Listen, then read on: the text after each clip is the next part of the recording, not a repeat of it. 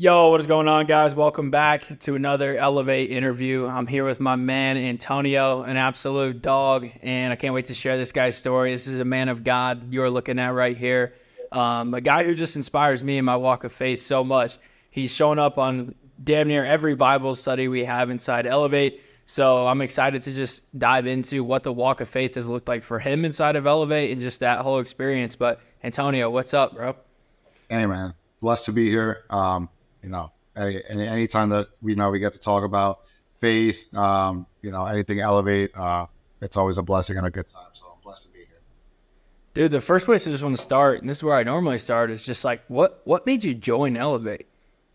Yeah, man. So it's funny because, looking back on it, I joined at the very end of 2022 and, I was seeing a lot of posts about Elevate and, curiosity is always at the forefront. So I'm looking at it. I'm like, oh man, like that seems cool. And the more you start seeing more posts, I'm like, oh man, this is like really cool. So like, I don't know if we've ever talked about this, but I joined with very little expectations. I was like, I'll probably give this like a month trial run, see where it ends up and go from there. And honestly joined very end. I think maybe it was like the 29th of December, right before the new year. Started, got plugged in, immediately felt welcome. And it's been great ever since. So yeah, I just seen it from the timeline, got started and yeah, here we are. Dude, you joined at such a unique time for me. I don't know if you know this, but in the last 2 months of 2022, we had 60 guys join. So we went from 40 members to 100 members at the end, right at the end of 2022 there. And it was absolutely wild. I didn't have Peyton. I didn't have a team. I didn't have systems. I had nothing, dude. It was just me getting in there, chatting it up with the homies and just seeing how I could serve guys to live life at the highest level. Like when there's 40 guys, it's kind of just one big group chat. Like you're able to stay super connected. You're able to provide value to every guy almost on a daily basis. And then next thing you know, just 60 guys. And I'm like, holy shit, like God is working. This thing is taking off. And dude, I was in a scramble in quarter one. I didn't know what I was doing. Like I had the health coaching offer. I had to Elevate. It had just blown up. So you just joined at like such a unique time. And I'm just so grateful that you came in and you just plugged in, took action and started connecting right away. And that's what I've seen is like the biggest thing. The guys who get the most out of this are the guys who come in and just start communicating the most. And you've been in long enough, you've been in for 8 months now to see that as well and to see growth out of other guys as well. But talk to me just like when you initially hit, there's a ton of stuff going on, ton of chats going on. We're providing value in a bunch of different ways. Like what was just like if you can even remember 8 months ago, what was like the initial experience of joining, coming in and then being like, oh my God, there's a bunch of guys like me. Yeah, no, absolutely. And when I first started, I mean, I've been in a few Discords before, and I kind of just look at it. I'm like, I'm going through all the channels and seeing it. And for me, I was just like, oh, this is cool. Kind of like seeing like what goes on in every channel. So I don't even know if we had as many as we do now. So I'm trying to like remember the ones that were there. I think it was like, the general was there. The good morning was there. The perhaps the training was there. The I don't even know if the faith one was there yet. But I think so. Like, yeah. So like all these channels are there and I'm just like, okay, whatever, like I'll just kind of keep tabs of them. But I think when it really kind of started picking up for me was it might have been either because not even the Elevate Bible studies were happening yet. So, yeah. So I think it might have been the first team call. And at this point, I'm still a bystander for the most part. So I'm looking at it and I get on on the monthly team call and I get on and I'm thinking I'm going to be a shadow throughout this thing. And, I remember the first thing you were like, we got some new members here, like, I just want you guys to introduce yourselves. So like, Antonio, like, welcome, man. And I'm like, oh, dude, like, I had no idea. There's like 20 dudes in here that I've like never. So I'm like, oh man, I guess I got no other option but to, start talking. So, I always say it's like a good thing and a bad thing, for the people that are shy like me at that time that don't want to get involved. But it's really a good thing because once you kind of break that initial barrier of just getting plugged in and having that conversation and introducing yourself, the rest is easy. You just start chatting and having conversations with other people. And that's just the best thing, that you get to talk to people who are like-minded in faith, who are like-minded in wanting to become the best version of themselves, whether it's physically, mentally, spiritually. And that's been, the best part. It's just taking that first step and then just kind of going on cruise control from there. Amen to that, brother. And I love that you kind of talk about like the genesis of the Elevate Bible studies, because they weren't in when you joined in December of 2022. It wasn't a thing yet. And I remember just having some conversations with some guys like Bo and, Austin and Peyton, like other guys just kind of putting it in my ear, like, hey, maybe we should do some more faith stuff, maybe get a few Bible studies rolling. And I was like, am I supposed to lead these Bible studies? And then that was kind of the first opportunity where I could look to some other guys in the community for leadership. And a guy like Bo, because when he first joined, it was way back in the day. He's an OG. And he told me, he's like, man, I just want to bring people to God. That's my sole mission on this earth. And I was like, all right, perfect. So we develop our relationship, and then Bible studies go to kick off. And I'm like, hey, Bo, dude, would you be honored to lead this thing? And he's like, I'd love to. Like, that would be amazing. And he's like, he actually felt imposter syndrome. He didn't tell me this after the fact. But, man, now looking at it, dude, like, he's so consistent. He crushes it. He's just incredible in the Word. So that's just where I want to go right now, is because you kind of came in as that was starting up. So what has just the walk of faith looked like inside of Elevate from just your perspective? Yeah. So I'd say for me, my personal walk of faith, I mean, it came at a very unique time in my life, because, prior to October of 2022, I was living at home in New Jersey. I lived in New Jersey all my life. So I was transitioning now. I moved to North Carolina back in October of 2022.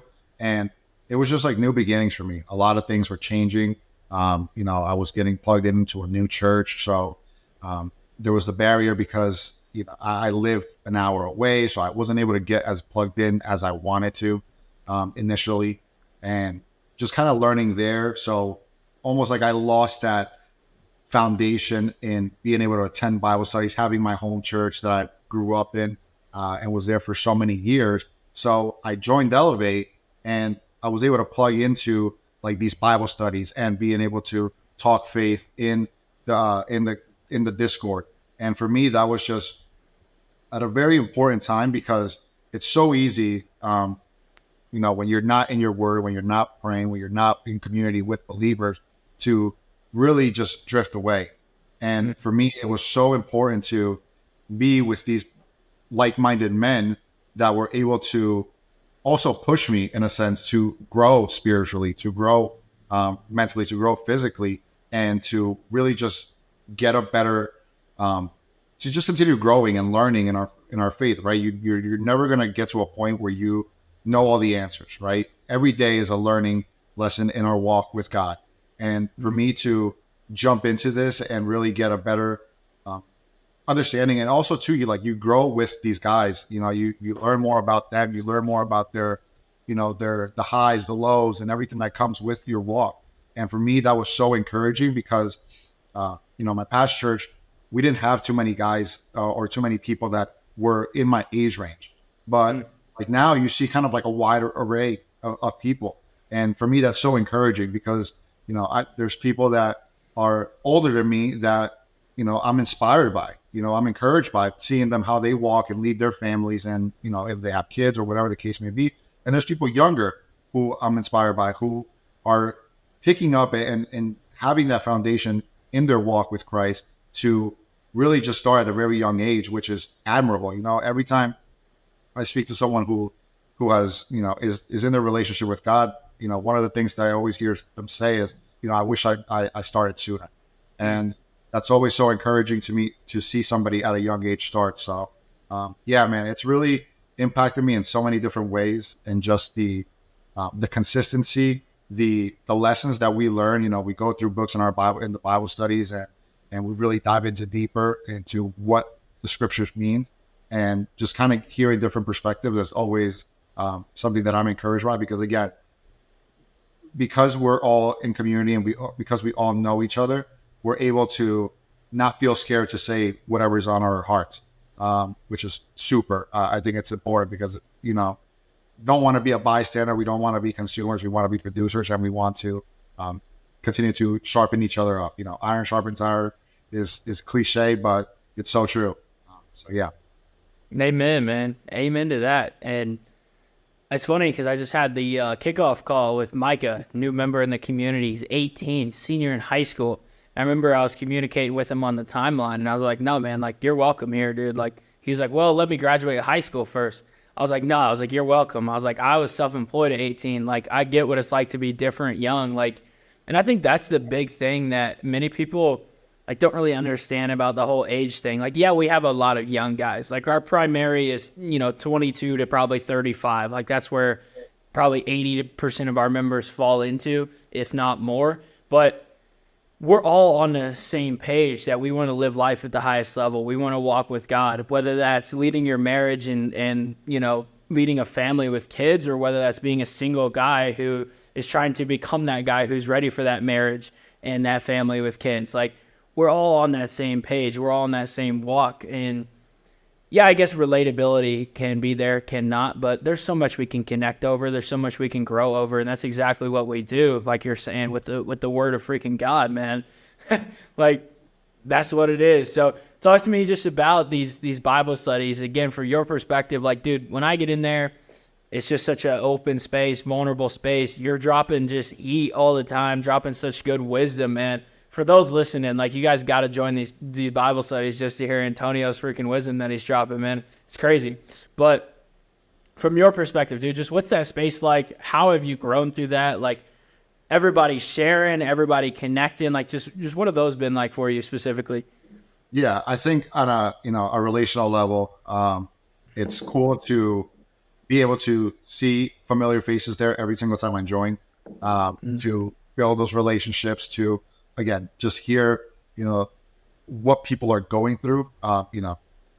Oftentimes I think the cool part about this community is that there's times that you go to a Bible study and you see each other once a week, and that's it. You will see each other the next week.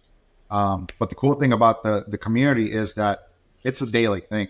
The commitment to being there for one another in community is evident. And when I get into these Bible studies, it's like, man, like, even though we may have just had a Bible study last week or on Wednesday, I know that we're picking up from where we left off, and it's an everyday thing.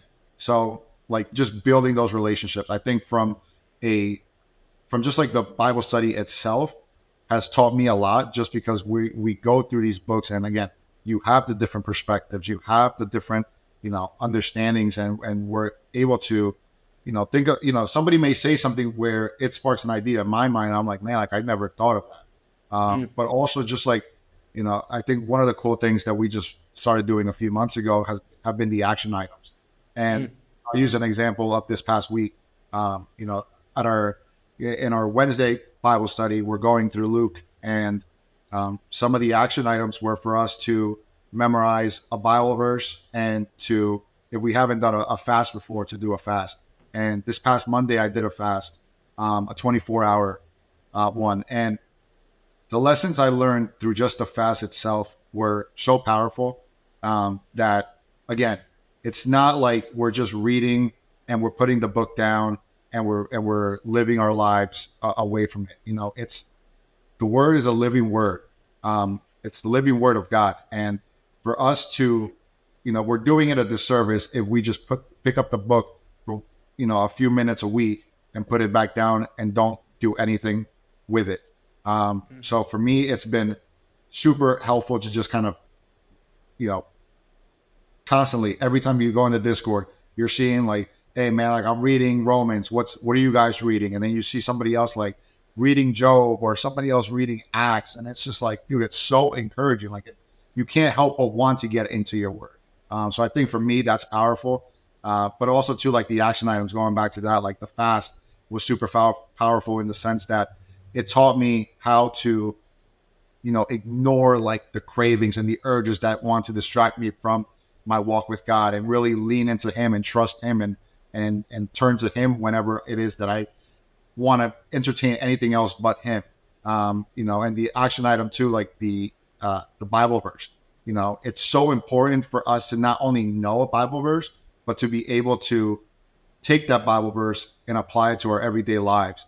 One of the ones that I did this week is Romans 12:1 and 2. And it's talking about, offering our lives as a living sacrifice, which is holy and acceptable unto God. And it's telling us to not be conformed to this world, but be transformed by the renewing of our mind, so we may understand what the will of God in our life is. So, like, for me to just say it is one thing, but to me to apply it and really sit on it and meditate on it daily, like, you're unlocking a whole different level to it. And I think, again, that's just a testament to just like simple things like an action item after a Bible verse. After a Bible study.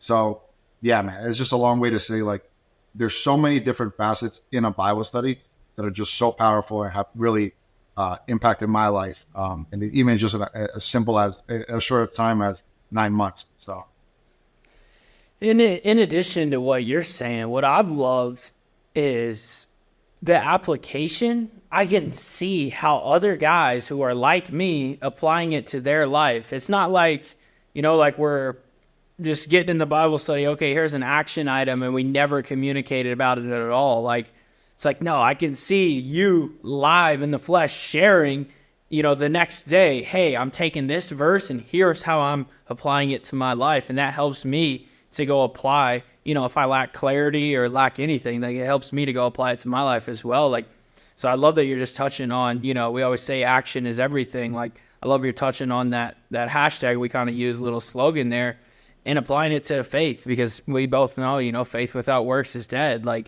if it's not changing your life, then you're not doing something right.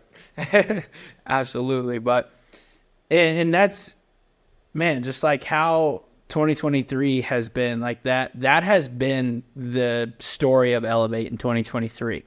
Like, faith without works is dead. We have been going to work as a community. Every single person top down has been going to work on their faith and in their faith.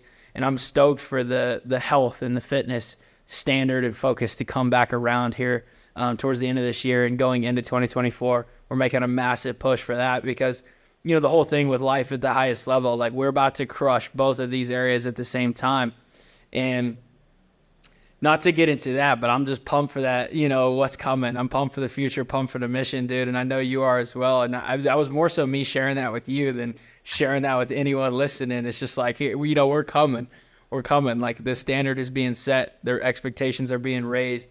But diving back to faith, outside of these Bible studies, like you said, I love that you touched on just so many guys just sharing, because I feel like, today's world, it's almost like taboo to be a young guy, to be sharing about walking with God. Like, it's you don't see it much. You don't see much content around it. You don't hear about it much.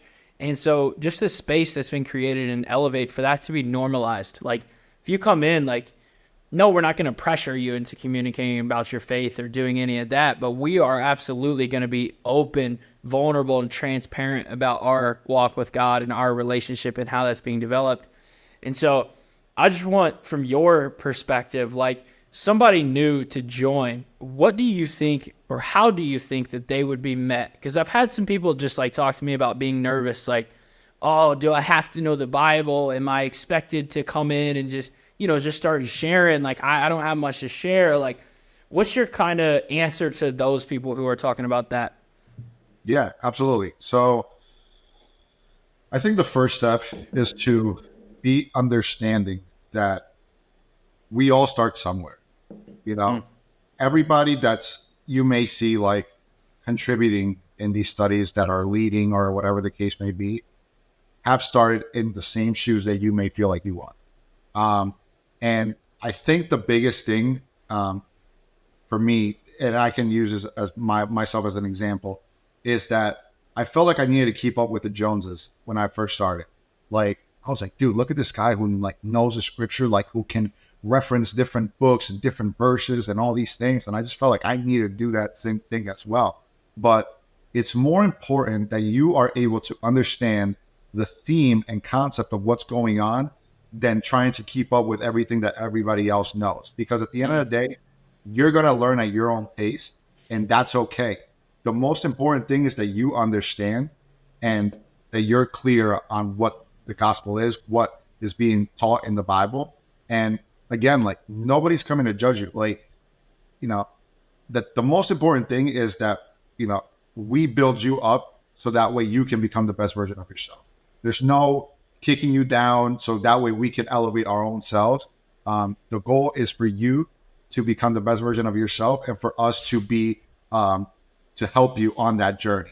So yeah, I would say like, we say weekly, come as you are, really come in and if you have to listen, if you have to just sit there and learn, for the first few weeks, that's perfectly fine. There's no pressure for you to really come in. There's no expectation of you other than to come as you are and just learn, listen to different perspectives. I would say the only thing is to, not only take that and leave it at the Bible study, whether it's Wednesday night or Friday morning, but to really go with that and really take it, the other 6 days of the week and meditate on that.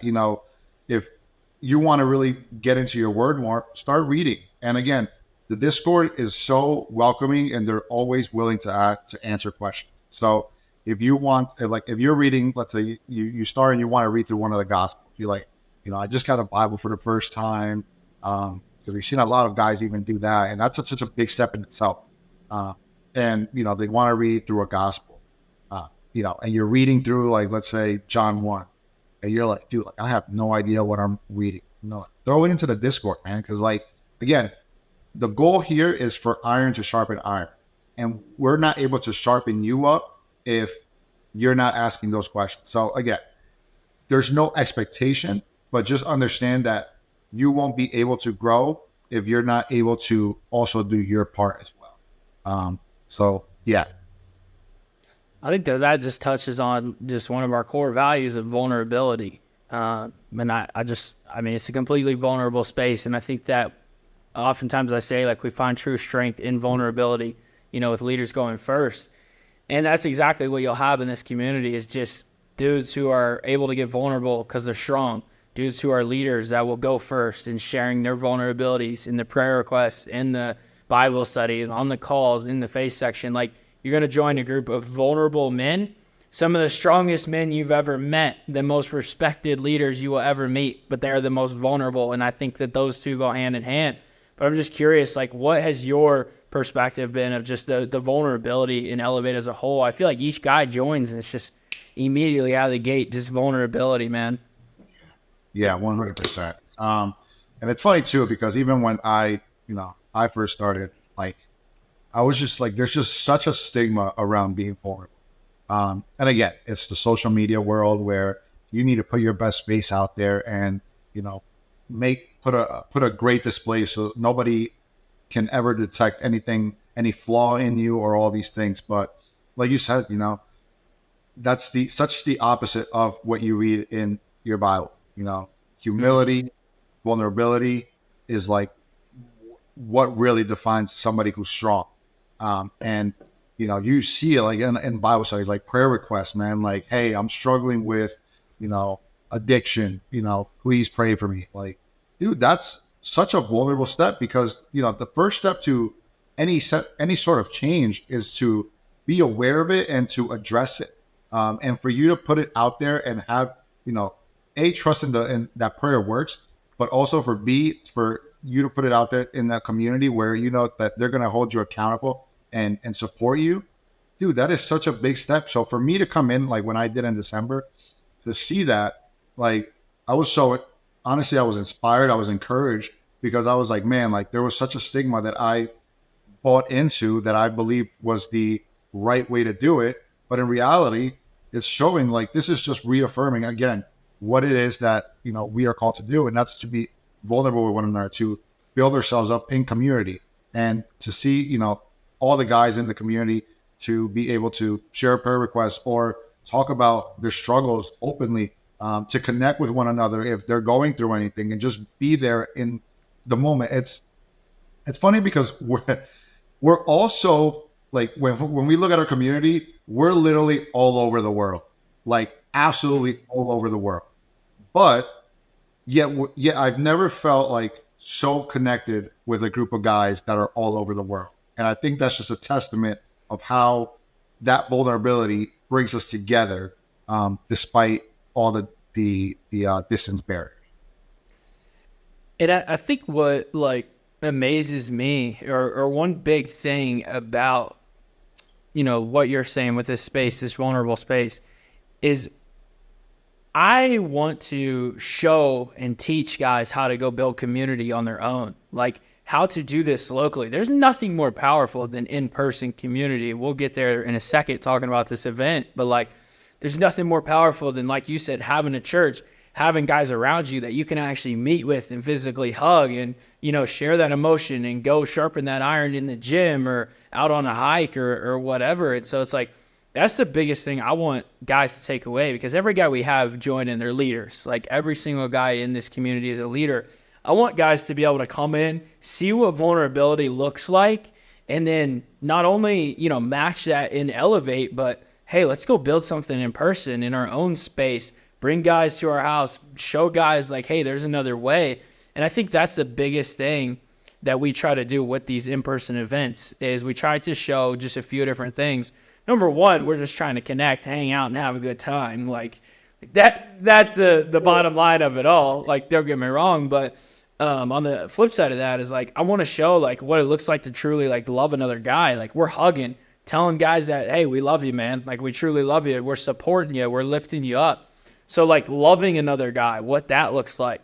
I want to show just vulnerability, like what that looks like the deep conversations that we're having. And we're about to dive right into this in-person event that we just came off of. But another aspect is just like activities, like hanging out, like just that day that we went to the park and just threw the Frisbee and played basketball. Like it's not, you have to go to a bar or go watch a game and get drunk. Like, don't get me wrong. I enjoy a game every now and again, and I'll never miss an IU basketball game and drinking a beer with my grandpa. Like I just won't. But there is another way to connect. There is another way to grow. It doesn't have to, our friendship doesn't have to circulate around that. And then another aspect that we really try to demonstrate is just food, like health. Like, hey, like we had amazing food, amazing burgers, amazing breakfast, and it's all just healthy food. Like, everything bought from the store, everything homemade, like just good quality food. So, dude, let's just break down like kind of each of these. Like coming in first, let's just talk about just what was your experience like. Rocky Mountain National freaking Park, bro. You fly out to Colorado. You meet a bunch of dudes you've never met before. You never even met me. Yeah, we've been in these Bible studies. We've been on one-on-one calls. We've been chatting, so on and so forth. But just what was the emotions like coming out to that? Yeah. So leading up, I'm just like, I had a few other like trips like before, like a work trip, and I was just like, I didn't think of it much until the week of. And like the week of comes, and I'm just like, dude, I'm going to Colorado with people I met off Twitter on a group that I wasn't even expecting to last more than a month. And here I am 9 months later going out to Colorado, a place I've never been before either, to spend 4 or 5 days with them. And like immediately, like I land in Denver, I come out, talking to Peyton. Peyton's like, dude, I'm about to pull up, pulls up in the big Jeep. I'm like, okay, you're all in big baller status. Nah, but, I immediately, like, you just, like, you have an expectation sometimes where, a lot of times you'll meet somebody online and you'll meet them offline and it's like a completely different person. But to come into this group with this group and, I get picked up, I come out the doors of the airport. And immediately, like, Peyton's right there. Immediately, like, just like no handshake. Like, I'm coming in like I'm usually like a handshake, like dap up, and then like hug. Nah, like Peyton came up straight up, like hug. Like Austin comes out, drive like at the driver's seat, hug. Like Myron, like hug. Like dude, like, and that's just again like that like community aspect of just like the people that you meet online are just as genuine offline as they are online. And for me, like that was just really cool to see because I've seen so many different situations in times prior, but to really kind of see like that consistency um, in the people themselves, for me was just like amazing. So even just within that moment itself, I was like, man, this is legit. Dude, it's crazy, man. And I'm just like, as you're talking about Peyton and Austin getting out of that car, giving you a hug, man, I'm so grateful to have those guys, on my team as leaders in Elevate. Peyton as a business partner, Austin as a community manager. Like, no two better guys. Like, I just want your take on those two guys real quick, man. Because as you're saying that, like, there's no two better guys that I could have by my side in building this thing and just in leading this thing. And like you said, like they walk and talk a big game in the community, like they're crushing lifts, doing all this stuff, and then you meet them and it's like, hell yeah, like same deal, like these dudes are legit. So just talk to me about those two guys, bro. I'm curious your take on these guys. Yeah, my man P Dog, he's a dog, man. Peyton's younger than I, but meeting him and really kind of like doing life with him for a few days in person, I saw a completely like new side that not that I didn't know of or I didn't expect, but it was just like amazing to just see how young he is and how mature he is for his age. He's probably mature than probably 98% of the population at his age. To see like his commitment to really just building people up. I'll give a good example. When we went to to Lake Hayaha,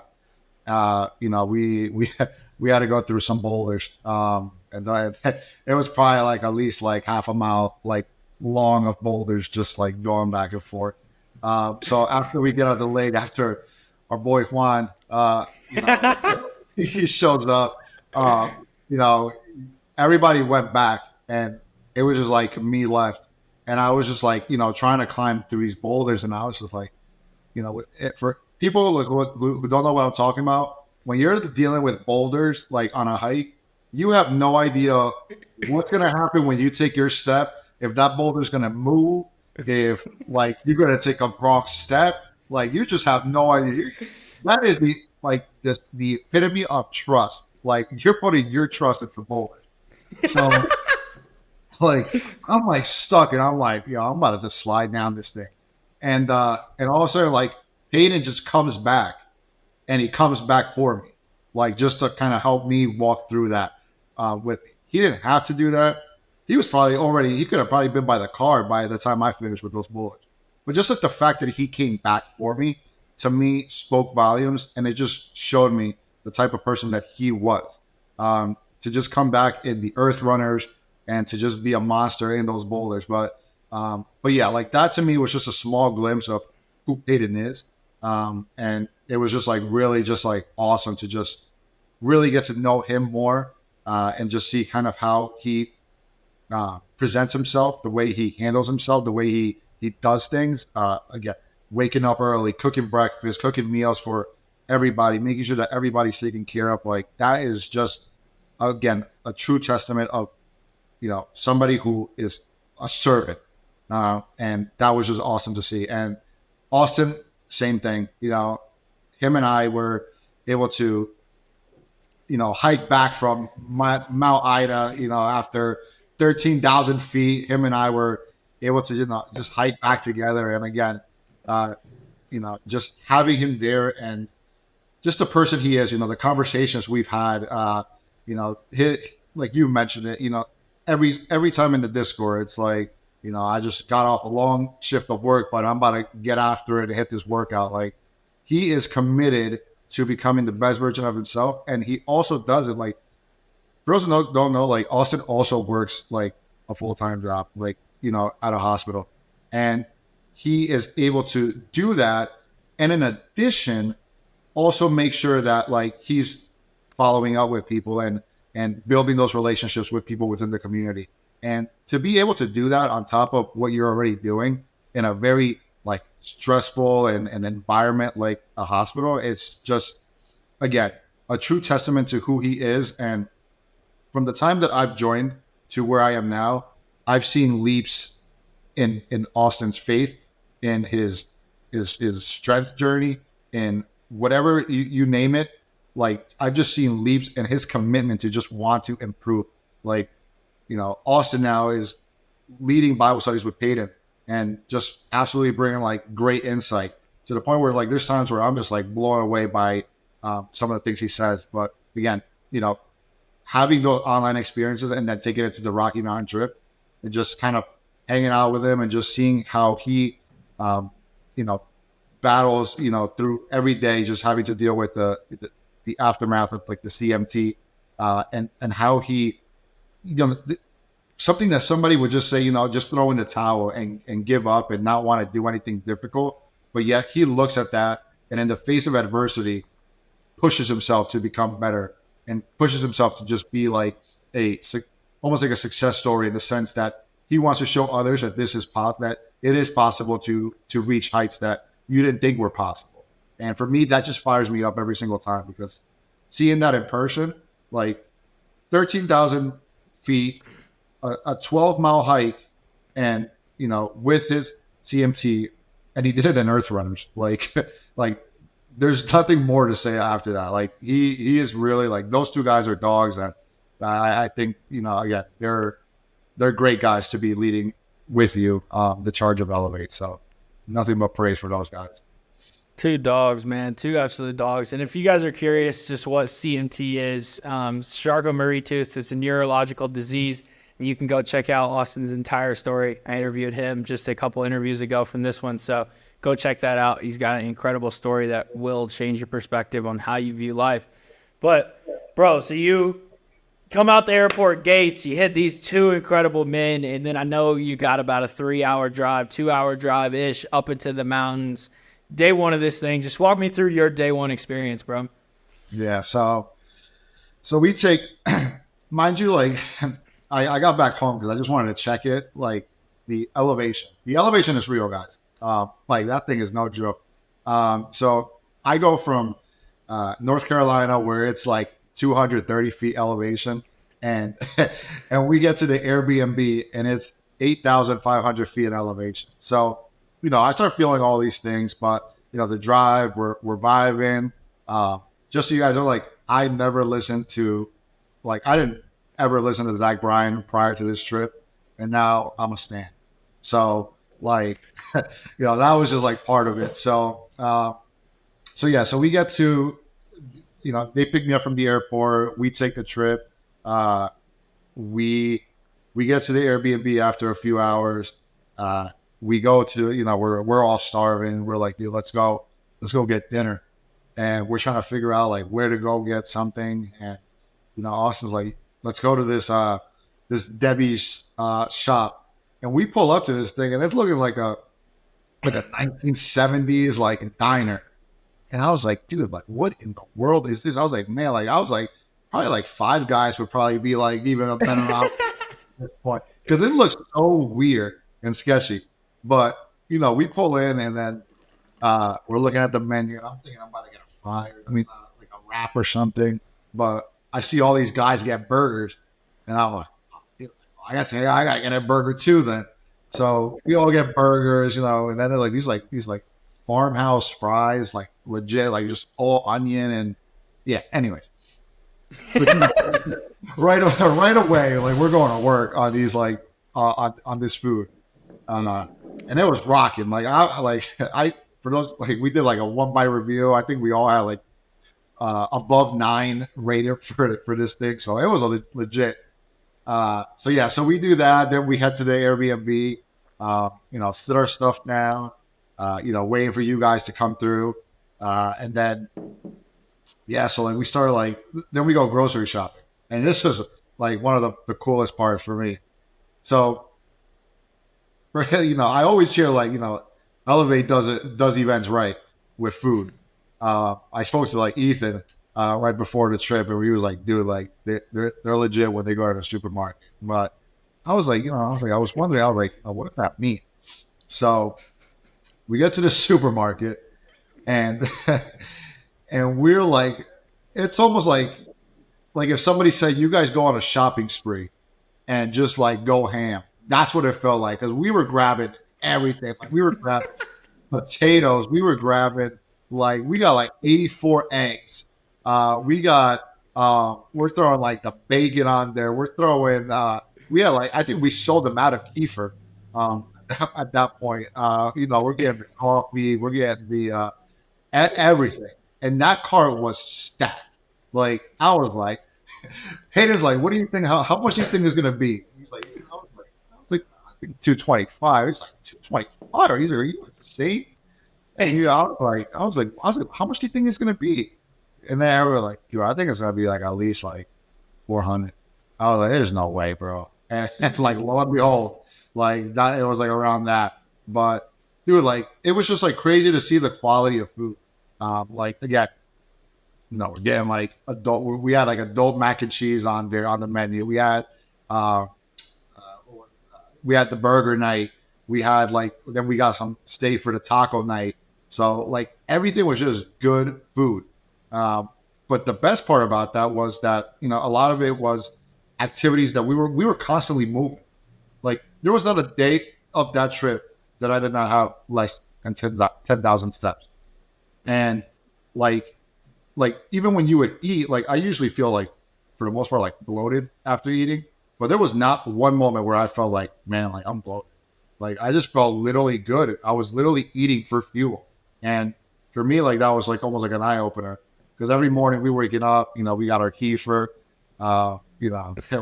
we're letting it settle in. Then we got the cup of coffee brewing. We got the Folgers. Shout out Ethan. But yeah, no, I mean that first day was just cool, and then like you guys pull up, you, Marsh, Peter, and then again just like that embrace, just like that hugging, and just like being able to build that relationship and just having a talk. We do the hot tub when you guys all pull up, and then we're just kind of sitting there having deep conversations that just again aren't forced. They're not like, all right, guys, let's talk about this. It's just natural. Like, when you are literally so like-minded, it's easy for these conversations to come up. And, again, it's so weird because for us, we're all strange. Like most of us were strangers that we just never met before. But again, these conversations just came effortlessly. And it was just a testament to what we built online and just taking that with us. So yeah, that first day was awesome. It like took away any like maybe nerves that I had like leading up to it. It just felt like, man, like I just felt like I knew you guys for years. It was huge, bro. I think like, within the first hour of me being there, at least we're out in that hot tub, like you said, having those deep combos. And it is just a testament to like-minded and vulnerability. Like that's what we're here to do. We're here to grow. So we're not going to beat around the bush. Like, how are you, getting challenged right now? How's your faith? Like, how's your relationships? How's your health? Like we're asking the hard questions, but it's welcomed. Like the hard questions are welcomed and the answers aren't seeming hard. So I'm just glad you touched on that from your experience. But dude, let's just keep walking through this freaking event because it was just such an epic event. I mean, that was just a tip of the iceberg for this event. So talk to me about like day 2, heading to Lake Aya, whatever it's called. You're taking your first ever ice bath in this lake. Just walk us through that day, bro. Yeah. So it's funny because it was, I'm used to, I guess, like, again, in regular elevation hikes. So now you adding a whole 8 to 10,000 feet of elevation to the hike. And you definitely feel like the breath for somebody who's never been in anything higher than that. So yeah, we get there, we're all ready. We're kind of gauging like temperature because it's like, I think it was like a cool morning, but by the time we got there, now it's in the 70s. And so we're all thinking. I was thinking we're just gonna go straight to Lake Hayaha and just that was it. But we're like, nah, like let's go check all the lakes. So we go check like all 3 before we even go to Lake Hayaha. And but it was so worth it because again, it's one of those where you take a picture of something and like if from taking the picture that it doesn't do it justice, it won't do it justice to anybody else. And that's what I felt like taking pictures in these views. So We get there. It was like about like an hour, hour and a half drive up, from there, the trailhead, everything. And we get there and, we're still, going around. At the very beginning, we took a little detour. So, we get on the detour and, we're on this rock. Yeah. It was crazy because it was like probably the best detour that you could take because we're now on this massive boulder rock that we're literally have like this amazing view of. Like you see like the trees, you see the mountains, you see a lake up below. So we start doing like breath work. We start praying. We start just like joking around, laughing, and doing all these things. But again, just building those relationships and just like something as simple as taking a break from a hike. So, doing those things, and then, we continue to hike throughout everything else. We go visit a few different other lakes. Hanging out, seeing like the craziest chipmunks, just like the most friendliest chipmunks I've ever seen in my life. Peter just putting his hand down, them coming up to him. You see like the mountain spring waters that are just literally like it was so cool, and you could just like see the water coming down that you just knew that it was fresh water. Like for once, like I'm not used to like seeing water look that fresh, but I feel like I could just put my water bottle down, fill it up, and just keep going. And I've never seen something like that. But we go through all these lakes, and like I'm gassed. But now we're going out to Lake Hayaha, and Lake Hayaha was like at least like you start the trail and it's literally just incline. And I'm just like, because I already knew my heart rate was just me chilling. I was like over 100. And I was just like, well, I was like, we gonna have to troop it because these guys are monsters. So I was like, all right, let's do it. So we get to Lake Hayaha after, going through the boulders, going through, everything. And we get to, we finally see the lake. And I wish that I can, it's like, it's something that almost feels like it's impossible to find here in the States. It's almost like one of those where people go to like Aruba or something and you can see how clear the water is. But this was absolutely the cleanest, the clearest, and probably the freshest water that I've ever seen in my life. Like when I first got like the itinerary for this event and I saw the picture of the lake, I legit thought it was Photoshop. But I was like, all right. I was like, all right. They added some filter, they added some lighting, something like that. But when I got there, I was like, dude, this is not Photoshop at all. This is literally blue water. Like it looked like it was like a movie. It looked like I was in a different country, but it was so legit. So, we finally get to the water, and Matt, Peyton, Myron, they all go in, and now it's my turn. And for the record, I've never taken an ice bath in my life. So I go in. What temperature would you say you think this water is? I don't know. P-Dog said it's like 35, at least 35 to 40. Yeah, I look at temperature, so I'm deferring to him. That was my guess too. Was right around there at 35. And for anybody wondering, like 32 is freezing. Like 32, it turns to ice. So this is about damn near as cold as liquid water as you can get. So first ever ice bath, and the coldest the water can be. And it's not like an ice bath where you just get in this tub either. Like Antonio's going off of rocks, off of boulders, into this beautiful turquoise lake all the way in, like jumping in. So tell them about that experience.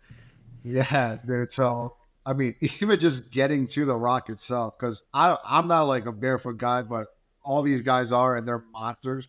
So they're like going through these like little rocks to just get to the big rock easily. And I take off my shoes, I take off my socks, and I step on the one rock, and I felt like my foot was about breaking half. So I'm just like, dude, I don't know how I'm gonna get to that rock, but let alone even get into the cold water. So finally get through all that, get to the boulder, and I'm just like, well, I'm not gonna ease my way in, so I'm just gonna go all the way in. So I do a little cannonball off the boulder, submerge myself. I'm underwater. I come up, And I instantly felt that thing. Like I'm not gonna sugarcoat it. I'm not gonna act like I was just chilling, like, back, like floating on it. Nah, I was just like, I was trying to tread water, trying to survive. And I see Peyton, and Peyton saw it. He's like, slow your breathing, like breathe, like slowly. And I'm like, I'm trying, but I'm like, well, this thing is cold. So, I'm like swimming back, holding onto this boulder, but I'm like breathing, and I'm trying to breathe. But, looking back on it, it was like probably like a good thing that I did dive into that water, because like it literally, you always hear about the benefits of a cold or ice bath, and I definitely felt it because we hiked at that point, I think like 4 miles or something, and like my body was absolutely like refreshed after that hike. Like my legs, like the joints, everything, like the soreness, everything went away after that ice bath. But I could, I've never done one before that day, but I'm so glad that I can say like my first ice bath was in that lake, because it literally was a beautiful, probably the most beautiful lake I'll ever see in my life. That lake was just breathtaking. Like that's the best way to explain it, especially when you jumped in. Absolutely breathtaking, legit Yeah, breathtaking. literally. Took your breath for sure. And I think like for anybody listening, wondering like what the benefits of an ice bath are, like how it kind of works. Like what happens is all of the blood rushes to your vital organs because your body is telling yourself like, hey, we're about to die. Like it's fight or flight. So your body's like, hey, we're about to die. So it takes all the blood out of your extremities and rushes it to your vitals to try to keep them warm so you can survive longer, you can last longer, because your body's willing to get rid of your arm before it's willing to get rid of any vital organs. So all the blood rushes to the vitals, and then it just circulates all back out, and blood is healing. Blood flow is healing. So that's what, eliminates muscle soreness, is the nutrients and stuff that the blood carries out to the muscles and things like that. So the blood is healing, and we got a ton of blood flow on that day getting out of there, hiking back with our man Juan, this random guy Juan. I'll post a picture of him. And if anybody wants to search just Juan on my Twitter, you can find it. But this random guy Juan just pops up out of these boulders, and he's like, I know these guys are going to get me back. He's just got this massive mustache, a lot bigger than mine. He's really old, Mexican guy, and he's just like, I know these guys are going to get me back. So we did exactly that. We got him back, and he just got on the bus and left. Never saw Juan again. I'm glad I took a picture with him, though. It was pretty epic. And then we went into adult mac and cheese that night. Super simple recipe. And quick shameless plug, like it's in the Elevate recipe book. If you join the community, there's a recipe book, over 60 super simple recipes. They all take less than 20 minutes to make. I've made them all. Adult mac and cheese is in there. The burgers are in there. Like everything we cook at these events is in the recipe book.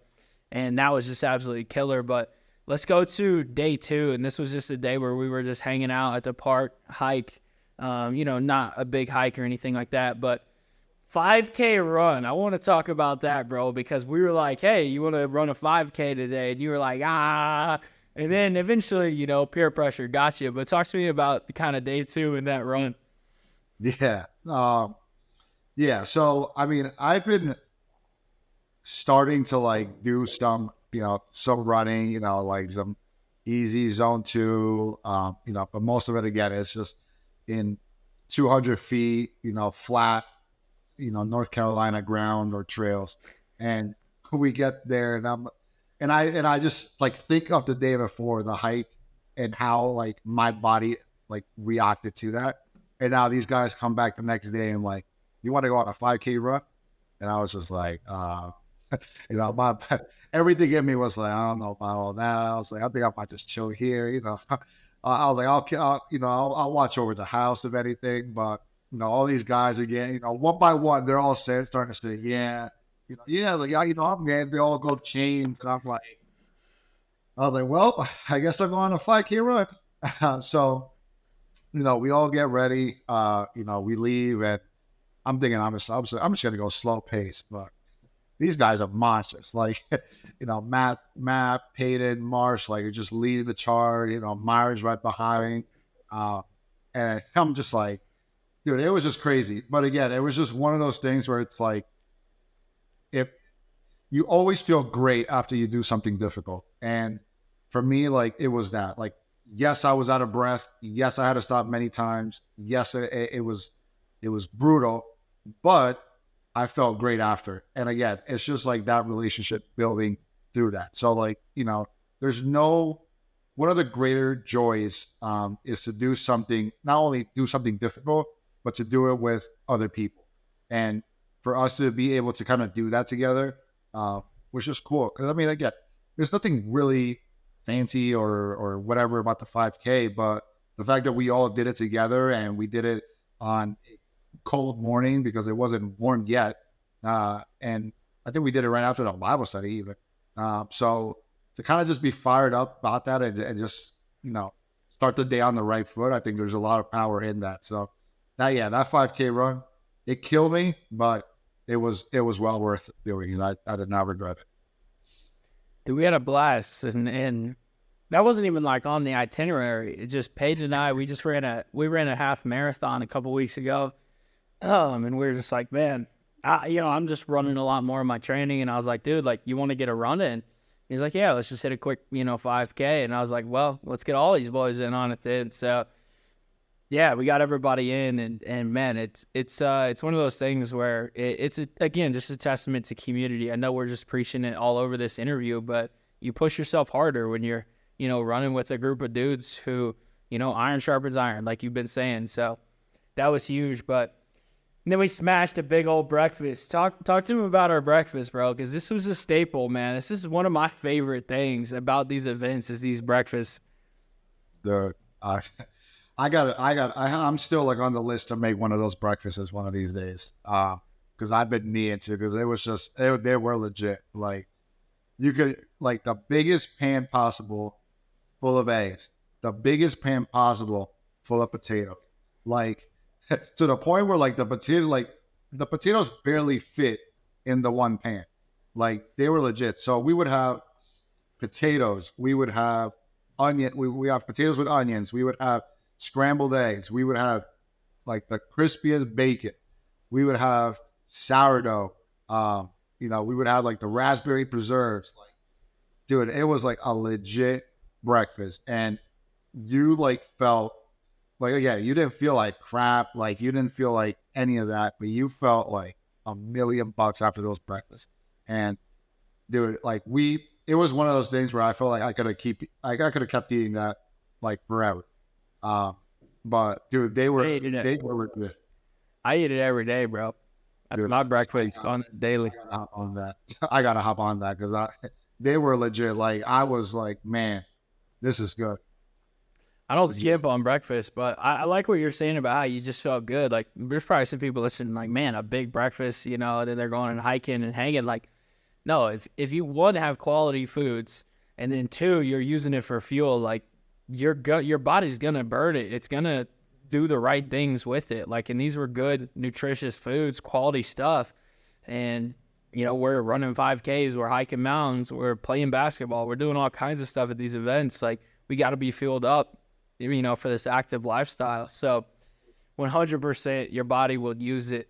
I love that you're just touching on that. But take me through just the rest of the day. We go out to some park. We're just throwing frisbee, whatnot. And one big like thing with that day, like I touched on earlier, is like, again, just showing guys like, hey, like, there's things outside of sitting, drinking beer, watching the game. Like, there's things outside of going out to a bar or what have you. Like, any activity that's just stagnant, sedentary and revolves around sports or alcohol, whatever. Like, there's other opportunities to get out, to have a great time, connect, and knock down a bunch of stones.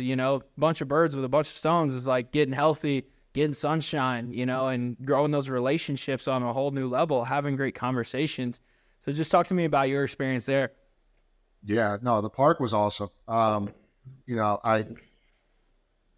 don't know how to throw a frisbee, but like, it was just like really cool to just even be able to do that. So, we all get in a big circle, we're throwing the frisbee around. We did that for a while. And mind you, like, we're doing all this, and in the background, all you just see are the mountains. So, like, you can't really ask for a better place or a better view uh, than just having the mountains as you're just throwing a frisbee. So like that was just awesome in itself. But honestly, again, I oftentimes when it comes to like moving our bodies and exercising or doing whatever the case may be, you know, the biggest, like, we always fear the idea of it, but you know, when you're doing when you always do the thing itself, you never regret it. And for me, like, that was one of those things too. So again, it showed me also how, like you were mentioning, you know, it doesn't have to always be at a bar. It doesn't always have to be on the couch. It doesn't always have to be, um, you know, whatever else the case may be. It can be done with you moving your body, being under the sun, and literally just moving around. You know, something as simple as throwing the frisbee or playing can jam. You know, it's just moments like that where it's just so fun.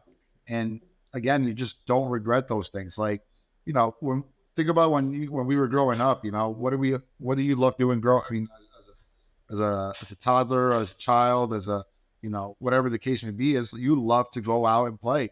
And you know, there's something to be said about that. You know, because even now, like, just, yeah, I felt like I was that kid when we were throwing the frisbee around, just like laughing and just jokes and all these things, man. But again, it's just that community building. It doesn't always have to be a deep conversation, but it can be something as simple as throwing the frisbee and just having normal conversation. So yeah, man, that day was awesome. I've never done something like that before. Like just literally just making it an afternoon of just going out and throwing the frisbee or doing something alone at a park. But I really, really enjoyed that. So that was awesome. And that, too, it was like a great way to just move your body around after that hike the day before, and just keep your body loose. So for me, that was awesome to do. I think another big piece is just like I was really putting out a bunch of content about just the event and saying, like, we were heading out into the mountains to disconnect from the world and just reconnect with like-minded men and ultimately God. And I think that, we're just having these hikes, this park hangs, like, not a phone in sight, like doing activities that make you forget your phone, forget, the TV or just the electronics as a whole. Like, nobody cared where their phone was. Nobody cared, what notifications they had, what was going on in the world. We didn't care what was on the news. We didn't give a shit, man. Like, we were just there to be present and connect with the people around us. Like, and I think just that day of hanging at the park, like, that was a big testament to that. We were just so disconnected from the world, reconnected to God and other believers. And I don't know about you, bro, but like, I was talking with Myron. We got on an interview about this event, and he was just like, man, like, peace. He's like, I came back from that event with just complete peace. And I couldn't agree more with him, just from that aspect of disconnecting from the world and just almost finding a safe space of just peace with these guys and with God. Yeah, no, 100%. I mean, yeah, I think peace is a great word. I definitely felt encouraged as well. And I felt like, being around a group of like-minded men who are literally living, in alignment with who they becoming the best version of themselves.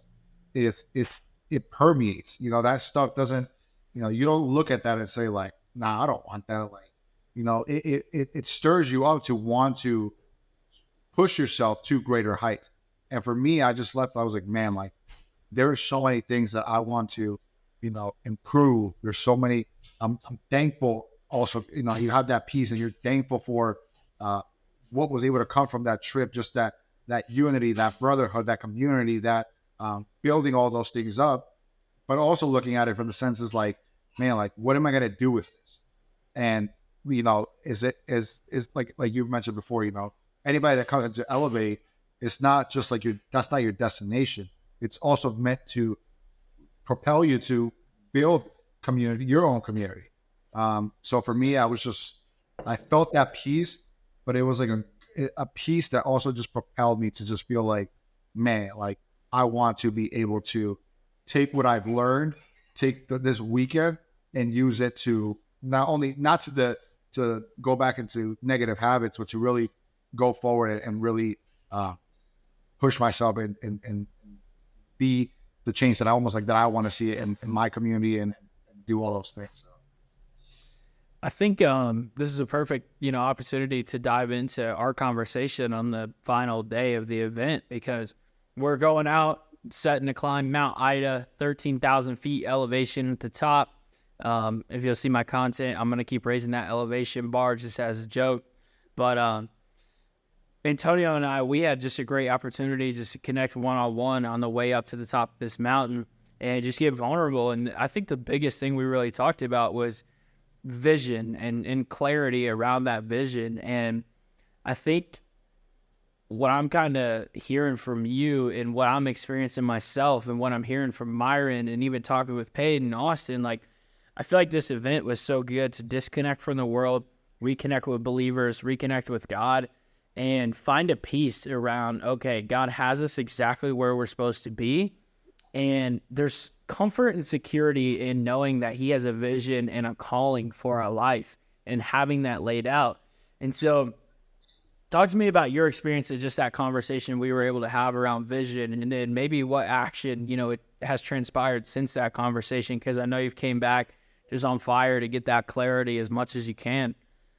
Yeah. So I'm actually, and it's funny because like some of the things we just talked about kind of just like clicked and fell into place as you were just talking. So a lot of things that, our conversation, well, let me back up.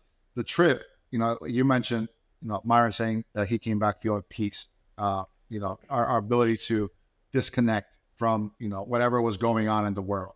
And for me, that's really been revealing, because when you're so caught up in the day to day, you start getting demands, you start getting requests, you start doing things that suddenly aren't yours.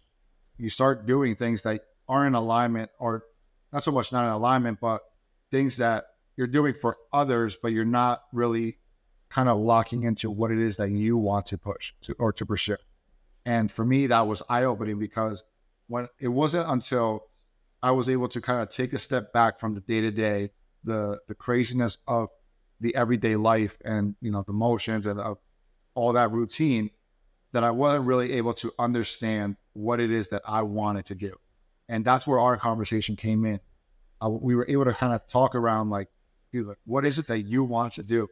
And, I almost had a hard time at first answering that question, because it was just thinking about, well, what is it that I want to do? It almost felt like I needed to ask somebody, what is it that I want to do, just to kind of get that clear. And for me, it was difficult at first to really kind of answer that truthfully. Like, what is it that I want to do? And in career, like, what is my ultimate goal? In fitness, like, what is it that I want to pursue? Like, what does my dream body look like? Where are my health levels at? Like, what does that look like? And, I valued our conversation a lot, because it made me kind of put myself back in my own shoes. And it made me really think about, like, okay, put everything else to the side. What do you want? And like, it made me really be honest. And it was like, man, like, I really just want to serve. I want to help, build, not only build myself up, but build others up. I want to build my family. I want to serve my community. I want to serve, the same way that Jesus did. And it wasn't until I was able to get really clear on that I was able to start saying, okay, what actions am I taking, and are they in alignment with that person that I want to be? And for me, like, that was really eye-opening, because for so often, again, I would look at things and say, well, is this something that, I would do this because I was asked to do it, but it really wasn't in alignment with who I was. And now it's just like locking back into like my values, my strengths, even my weaknesses, and just looking at all that and looking at the complete picture and looking at it from that perspective. So yeah, like our conversation was so good, because again, it made me just take a step back and put myself back in my own shoes and kind of at the end of the day, God's the one with the in control. But at the same time, like there's like decisions that I need to make in order to to align myself with what He's doing or what He wants to do in my life. So yeah. Action is everything. I think it just comes right back to that. And vision is just so vital. And I think that would be a great sermon lesson title. Vision is vital or something. But I'll write something around that here soon. It's got me excited just thinking about our conversation, thinking about vision as a whole. But just let's keep going on just this day of Mount Ida, because I feel like that's, our conversation was only the beginning. We basically talked the whole way up, and that just kind of distracted us from how far and how high up we were really getting to now, we hit the top, and I'll let you kind of share what that experience was like at the top. And then, we got, the whole way back down, which I know you and Austin kind of took on together. And I would love to just share my perspective of that once we get there too, because I think it was a unique opportunity for you guys. But just tell these people just what we experienced at the top, man. Yeah. Yeah, when you're on a plane and you're looking down, you see kind of everything around you. I would say we were on a plane without being on a plane when we got up there. So, we get up there, 13,000 feet above elevation. And again, you take pictures, but in reality, none of them do justice on what we're in. And again, I think it's just like that 5K run for us to all really take on that hike, which was at that point, like 5.5, 6 miles there. And to be able to go through the inclines and all that journey was just something awesome to be able to do together. And I thought that when we got to the top again, it was just really cool to just kind of take a step back and really just admire, what it is that we're in. Again, this is God's creation. And for us to really just sit there and take all that in, at the end of the day, you could never take all that in.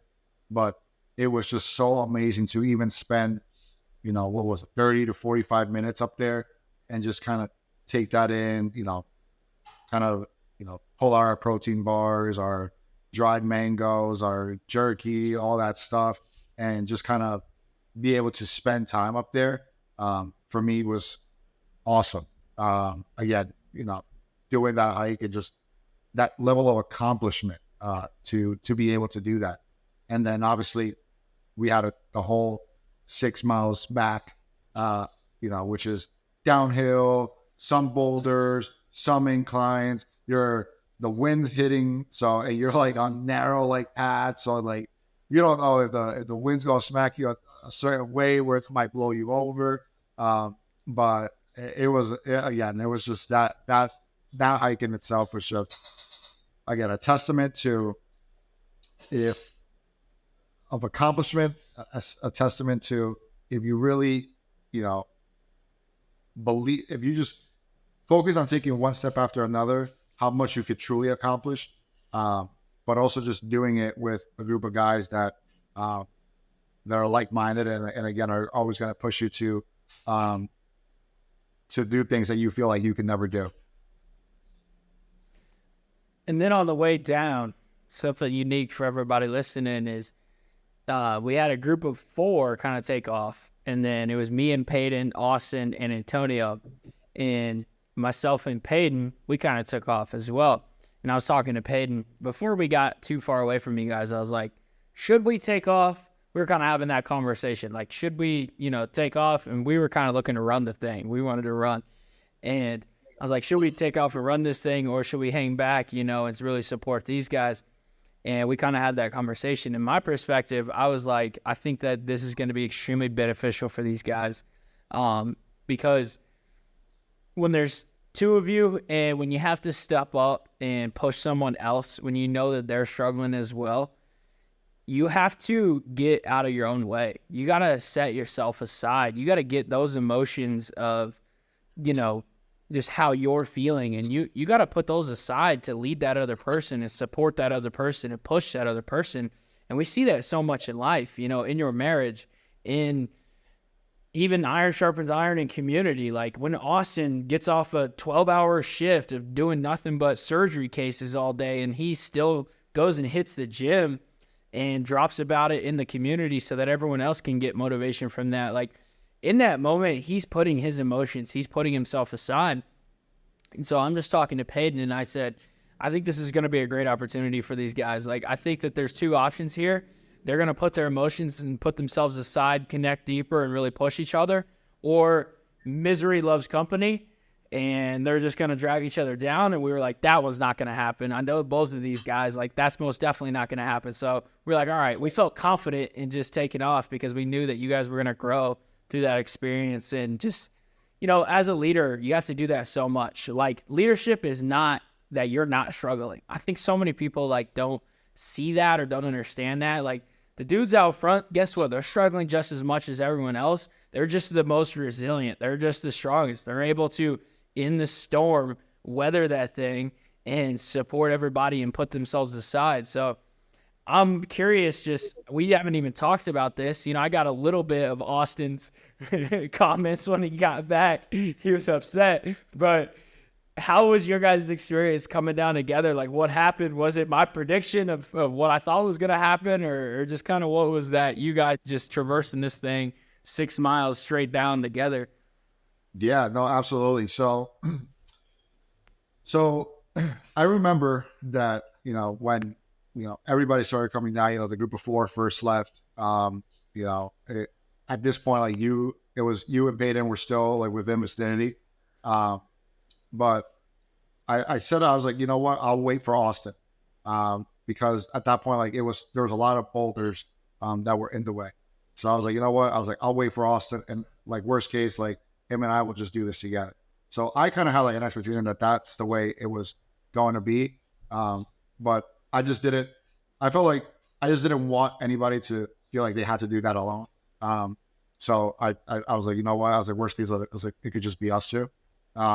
So, so we did it together, and yeah, like there were points like for him, like his strengths were definitely like anything, just like, anything that was even surface, whether it's like decline, incline, like that was his strong suit because he had like the lungs for it. Any incline killed me. Like for like context, like that last quarter mile to get to the 13,000 feet took me about like 20 minutes just because I would be at 105 like beats per minute just standing. And then I would literally take 10 steps and I was like at 135. And I was just like, dude, like this is insane. Like I'm never going to get up here at this point. But yeah, so like we're going through like the boulders and it's a little, again, for context, like the boulders, these are much smaller. So you're stepping on a lot of them and they start moving. So again, you don't know that until you literally step in that boulder. And, we're going through that. And yeah, whenever you feel like you're running into an obstacle, your first reaction is to get frustrated. And both of us had like our levels of frustration at certain points where, I wish like I had that stamina to get up those inclines much faster. I know Austin definitely wishes that he could like get through those boulders much faster. But at the end of the day, we made it. And I remember there was at one point where Austin, he was like, dude, like this is taking forever. I don't see these guys. He was like, I'm just gonna play some. My man put out some Linkin Park and Jay-Z on, and he was like, we just gonna listen to this. And I remember that he had it probably for at least, I want to say like 30 to 45 seconds. And like, he was like, you know what? No. And then he just changes to worship. And then, we're going, and I forgot what song came on, but I remember telling him, I was like, bro, I was like, this song is a banger. I was like, I think I just got a second win. And he was like, dude, he's like, because we didn't talk about this until like after we finished, but he was like, dude, I remember he's like, I remember I played like that song with Jay-Z and Linkin Park, and then I played the worship, and then you told me you got a second win. And he was like, dude, I just got fired up. And like, but again, kind of what you were saying, a lot of that is, it doesn't mean that you can't be a leader or you can't lead or whatever the case may be, um, when you're struggling, because when you're struggling, it's again that sign of vulnerability.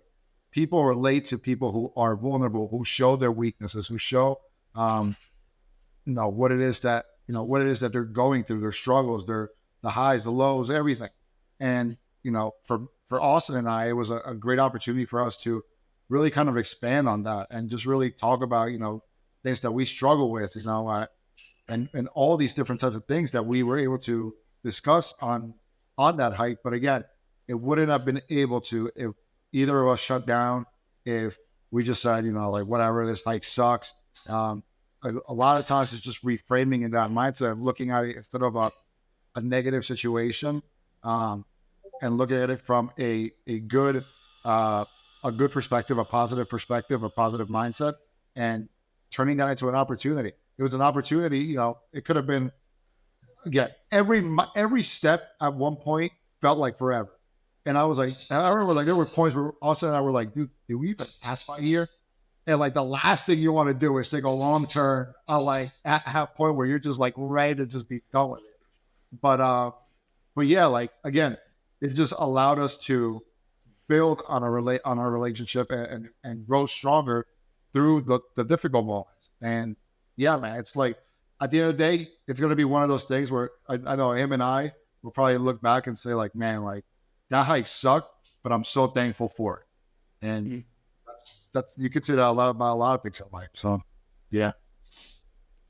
I think what you're saying is just a testament to, Elevate as a whole. Like, life is a struggle, man. Like, this community is all about just carrying that weight together and relating and getting vulnerable and doing this thing together. So, just like that hike, like, that's exactly what this whole thing's about at its core. So, it's just cool to see just how parallels in life, go to the mission of Elevate, when we take it in person and go do the thing in person. There's nothing more powerful than that. But overall, just an amazing event. You got anything about the event specifically that you want to share before we kind of wrap that up and close this thing out here? Yeah. I would say that I think, there's a few times that I get asked, what was your favorite part about the event? And it's I always have the same cliche answer, but it's true. For me, it was the experience, because I can't single-handedly point at one thing and say this was my favorite part. Because when you look at the things we did, the conversations we had, the people I met, the food we ate, all those things are a culmination of, like, all those things individually put together, and that relationship is what made that trip so awesome for me. And like, individually, like, yes, like those things are good, but what makes it great is that unity and that community that we have. So I would say, again, this was my first trip, so I went in with but again, mind you, like I said at the very beginning, I was only expecting to be in Elevate for a month, 2 months. And here I am 9 months later and a trip later. And I would say if anyone is on the outside looking in, looking to go to a trip and maybe wondering like, I don't know anybody there, or like, I'm not sure if it's worth going, or put all that to the side and take that leap of action and really like lean into that and do it, because there are going to be so many relationships that are on the other side of that nervousness or that fear that you will hold yourself back from. The relationships that you'll be able to form, the experiences that you will have. Trust me, I will be able to tell people about Colorado for years. And that's something that I can never lose.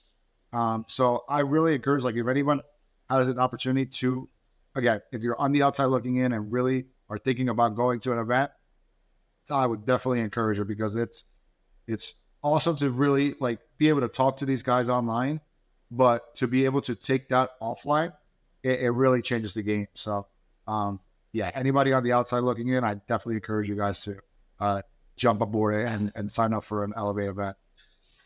Amen. 2023 events. I believe we will round out the year having hosted 5, and we're looking to double that 2024 and host 10. So, like you're saying, like the power of these events, the connection of these events, the experience, the life change, just everything about these events, about bringing community to its core in person. Like, we see it, and so we're trying to double down and do as much as possible. And it's a lot, it's a lot on B-Dog planning these things. It's a lot of logistics, like you got 10 guys flying in that, like there's a lot to manage and make sure everything's going good. You're renting cars, you're renting houses, like there's a lot, but we see the power in it. We love each and every guy who comes. We love the experience we get to have. Like, I'm just so blessed to be able to host them, to be at every single one. Like, it's life-changing for me. So yeah, just all that to be said, like 2024, we are absolutely doubling down. So if you're listening to this, like there's going to be so many more opportunities. And I always get the question of like, where are the events at? Are they all around? Like, yeah, all over the U.S. We're even, I know for sure going out of the U.S. next year at least once. We're taking it to Costa Rica next year. So we'll see if we do more outside of the U.S. or if we stick to the U.S., but all over the U.S., potentially all over the world, we'll see. I'm sure as it continues to grow and expand, we'll just keep doing bigger and crazier places. But yeah, these events are life-changing to say the least. So, but dude, a few just rapid-fire Elevate questions that I like to ask at the end of each of these is just what's your favorite aspect of Elevate as a whole? And I feel like you're about to say the events, but if you had to choose something else, about Elevate, your favorite part aside from that event, I know it's unreal, but what would it be? Bible studies. For me, I think it's just a great way for you to grow. I think at the very foundation, for me at least is faith, and it's the same reason for a lot of guys. For you to build your foundation on God, you'll never be dissatisfied. And I think just again being able to commune or have a relationship with those guys and really dive into the Word and grow and just continue to just build those relationships. Again, like you grow, you learn, you apply, and that's gonna actually is going to be a byproduct of it. And the growth that it's on the other side of that is great. So just to see kind of how we've come from when we started in January to where we are now, it's been a blessing. You see the same faces, you see new faces as people come in and get acquainted, and it's just awesome to just kind of see how far the Bible studies have come since just January. It's crazy. Truly is crazy. All right, next question. What is your favorite just channel? I know we got a lot going on, ton of different sections, faith, addiction, nutrition, finance, training, food, whatever. Like, what's your favorite channel if you had to pick one? I would say gratitude. Gratitude is a great way for you to really be mindful of what it is. Again, you guys always say, you can't be grateful for something that you don't share.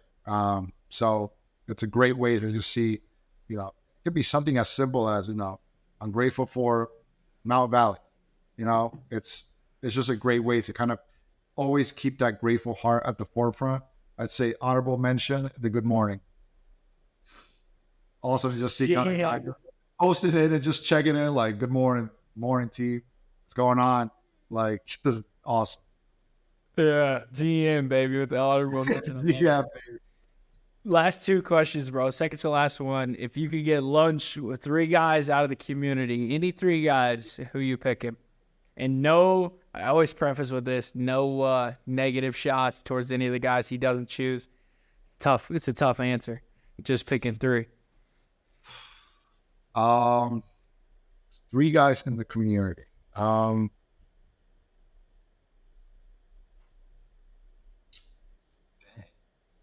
I got to give a shout out to my boy Billy. Billy's one. Belay.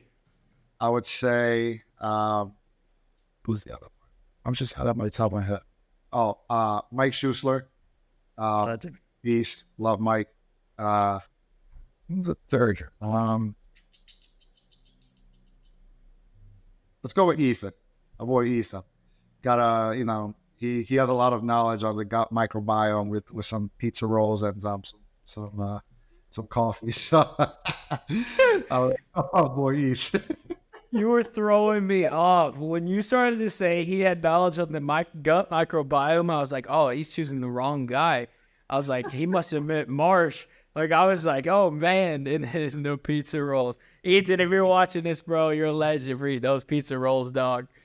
Oh, but, man, final question, dude. You were a guy who was on the fence about joining Elevate. You had seen a ton of content, and you didn't even plan on staying for a month. Here you are now, 9 months and an event.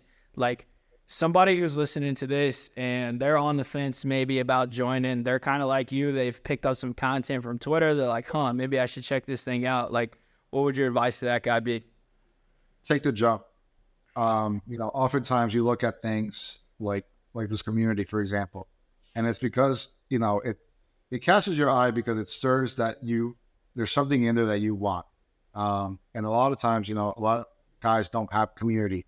And it's difficult to find a community offline.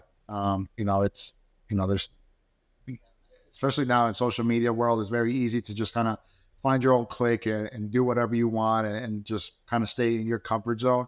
But I would truly encourage you to, or whoever, if you're on the outside looking in, really take that jump, because it's not just faith. It's not just fitness. It's not it's so much more. There's addiction, channel that Matt Call leads. Shout out Matt. He does a lot of great work in helping people overcome addictions, whether it's dopamine, weed, porn, whatever the case may be. He's super knowledgeable and willing to help people in that area. Or whether it's, finance, Mitch, your brother, crushing it, helping people really get, to the bottom of any finance questions that they have and really set themselves up for a fruitful life, controlling their finances well, being good stewards of the money they have.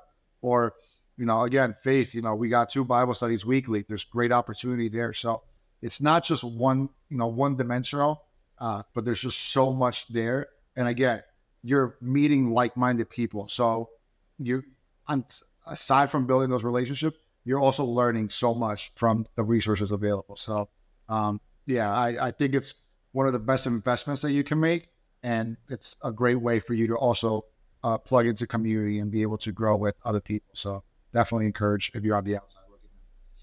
Appreciate those words, brother. Anything you just want to add, share, anything at all, bro? Man, I don't know. I think, again, I'm stoked just to see the growth that's happened here, not just on an Elevate perspective, but also just seeing it from different individuals. Seeing people, again, we share our weekly wins often, and I think it's just a great reminder just to see how far people have come along. People getting jobs and promotions, and people getting baptized, and people doing all these things. And man, it's so encouraging and so inspiring and refreshing just to be able to be a part of that. So, man, I'm thankful for you having this vision and starting this community. And I'm thankful for, again, Peyton, leading, and operations and doing all these things, and also just, through community manager and all these other things. So, man, I'm just super grateful for what you guys have done. It's truly something that is going to really, it's already impacted a lot of lives, mine included. And I'm just grateful to see where this goes. So, God is working, brother. We can say it all day, man. Got it tatted on the arm. God is working, dude. But I just want to say that I appreciate you for jumping on, taking the time and the energy. I know you got a wife. I know you got a busy life going on. So I value every minute that you take to pour into me, pour into Elevate, and to be a part of anything that we're doing, dude. Especially an interview that is going out to just help us spread and grow this thing. And I just want to say I appreciate anybody who's listening. And if you are listening, like Antonio said, take the jump, get in the arena, stop playing from the outside, and let us just come around you, support you, encourage you, and ultimately just challenge you, because we're all on the same page here, just trying to become the absolute best version of ourselves. So appreciate you, bro. Appreciate you, bro. Boom. Bro.